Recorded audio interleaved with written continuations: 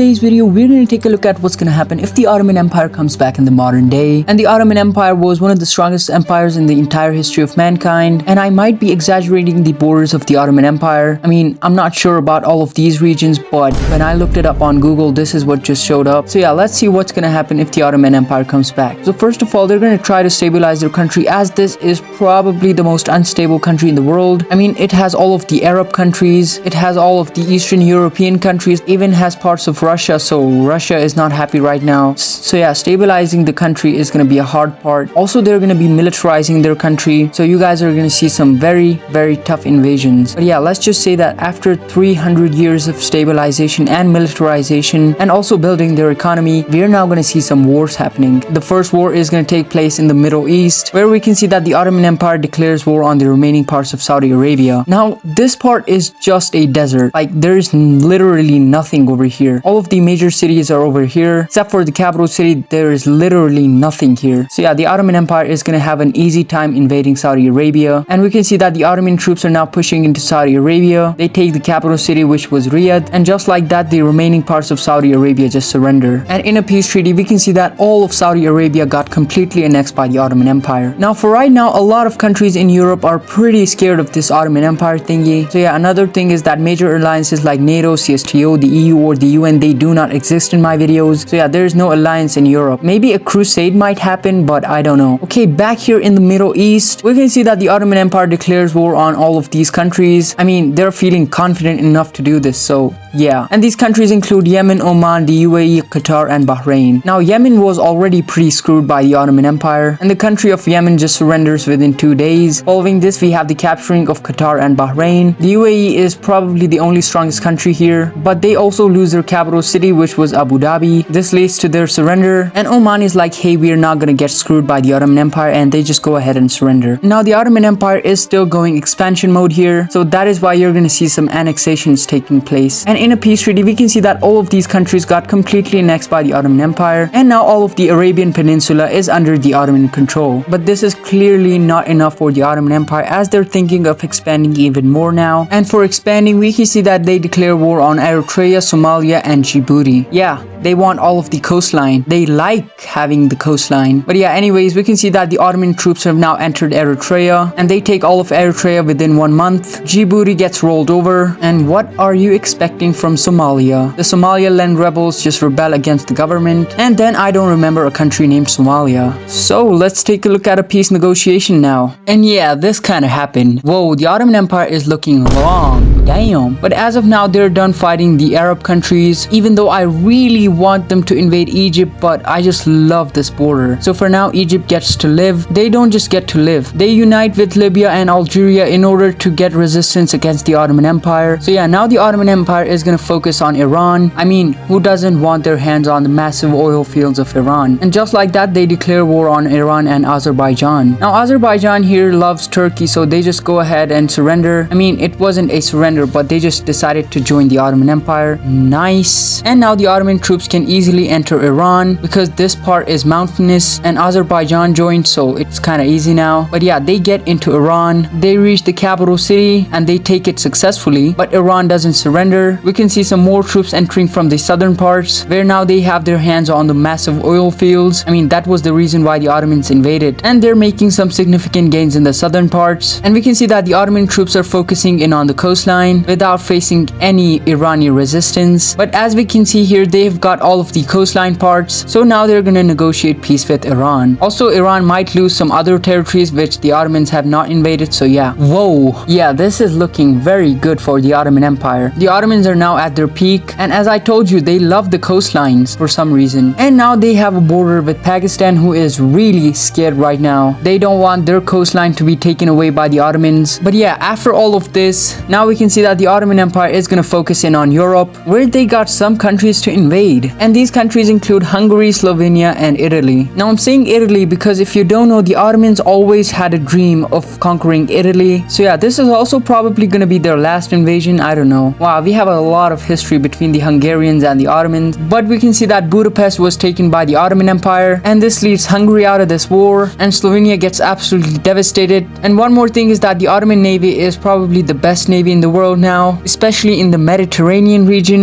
They have a lot of control. So we can see some naval landings happening on the coast of Italy. Eventually Sardinia was also taken.